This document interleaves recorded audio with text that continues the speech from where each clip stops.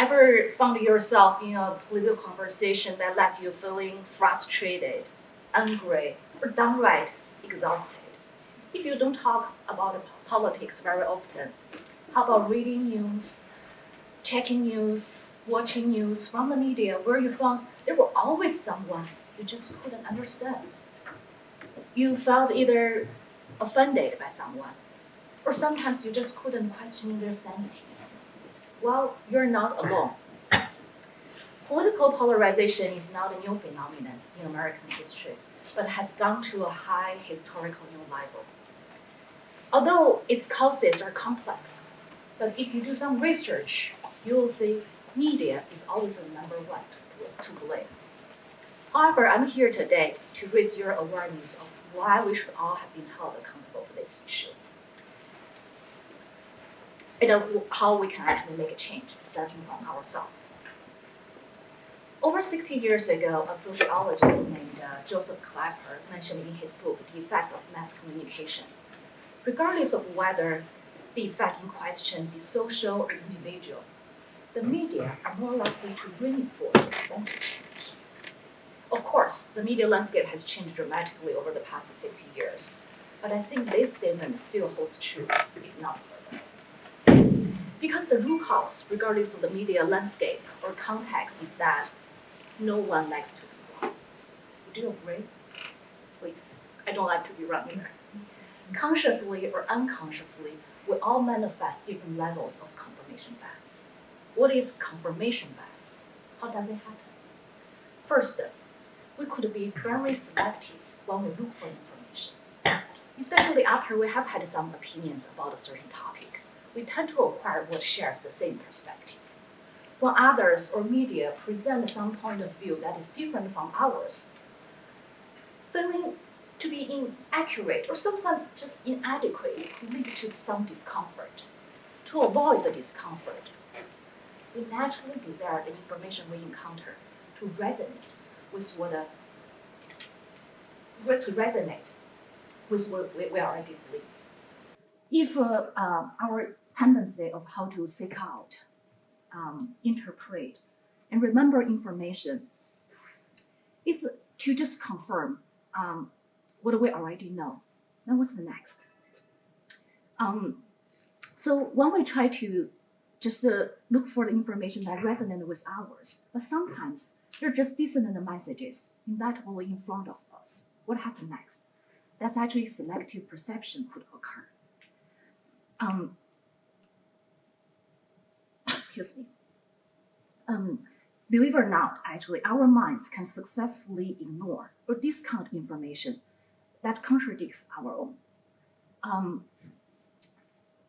Elections have been actually very good opportunities for psychologists to study. There are many interesting studies about the voters. During an election, we all know the voter and the candidate who share the same political party affiliation may not agree with each other on all the issues. Or sometimes the voter just are not aware of the candidate's position on all the issues. However, psychologists have found out voters would still selectively perceive the candidate's position in a way to reconcile their own. On the other hand, selective perception is also observed when someone attacks a political opponent. When there were many common stances with the opponent on some issues, voters could still decimate the opponent's argument on one key point. Another mechanism has been discovered by psychologists. Our information processing does not only have selective perception, but also selective retention and recall. We're more likely to remember the messages that are in agreement with our original opinions. And that is what we select to keep in our memory. So again, if the tendency is just try to get something, encounter something, remember something that already in agreement with our original pre-existing opinions, a reinforced loop is created. It's just like an echo chamber where we only hear our own voices. And from those echoes and confirmations, we do not only feel more and more confident about what we have already believed, but also effectively dismiss and ignore information that challenges us. So gradually, we're losing the clue why there could be people thinking differently. 2 years ago, Netflix released a documentary called The Social Dilemma. I'm sure have you watched that. From many interviews with engineers and decision makers who worked in the famous social media, it was revealed that the business model, because of the business model of social media, was advertising. And advertising needed traffic. In other words, people's attention. Social media had to figure out a way to use the algorithm to maximize user engagement. What kind of algorithm that can maximize user engagement? One of their strategies was actually to leverage people's confirmation bias we had just talked about. By tracking users' data, what people read, listen to, or click likes to, social media knows what users prefer, which side of beliefs users are in. And from there, they use algorithms to customize the news feed or the content recommendation for each individual user. No matter if we live in the same household or in the same age group, we don't get the same content. We get what pleases us. In fact, the business model of social media is not a new concept. It is how most of media profit. Newspaper, TV, radio, website, the main source of their income has been advertising, whether it's selling a space in print or a primetime slot. However, unlike traditional media, where you are able to be in the driver's seat, holding the remote control to change a channel or choose which newspaper to read, social media has taken over the control from us. In our social media interface, diverse viewpoints have been either completely absent or presented in a negative way to cater our view. So we don't have a chance to listen to different voices, to hear different voices. Using the metaphor of this echo chamber again, if we say social media's algorithm that filter out different voices amplify echoes, the increased use of personal devices is just like shutting all the doors of this chamber. When we spend more and more time on our phones, tablets, laptops, the information we're consuming, which is already very personalized media content, is completely unknown to people around us.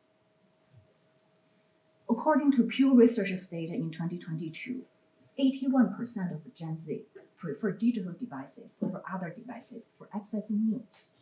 And Gen Z's most preferable news source is social media. So indeed, we don't share the TV in the family room anymore. We no longer say which page of newspaper our family members are reading.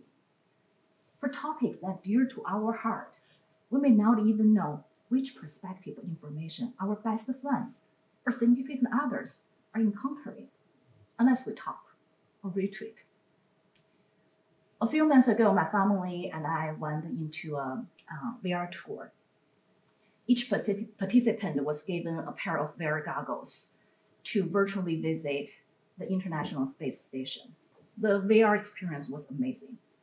It's so fun that I can check out different rooms in the station, touch different features. The most fascinating part was when I stepped out of the station, look down at the Earth. The blue planet was just so beautiful. The tour was actually hosted in a large hall, similar size with this one, and self-paced.